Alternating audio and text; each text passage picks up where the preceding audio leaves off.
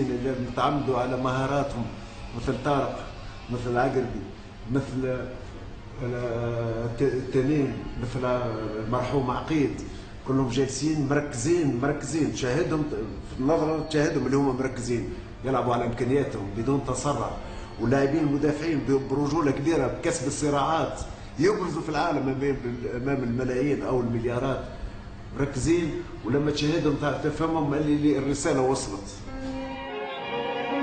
الكلمات الاخيره باش نعطيهم الثقه الكبيره، كنت نقولها، كنت لاعب دولي لعبت 10 سنوات في المنتخب التونسي، كنت نقول لهم محظوظين ونحسدكم اليوم. علاش؟ لأن ما جاتليش الفرصه نلعب كاس عالم.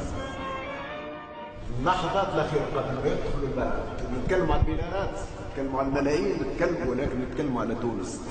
نتكلموا على تونس من رئيس الدوله للحكومه للشعب التونسي اللي في كل مكان، ولهذا ما يستحقش الحديث الكل، ولكن اذا توري اللعيبه العالم التونسي.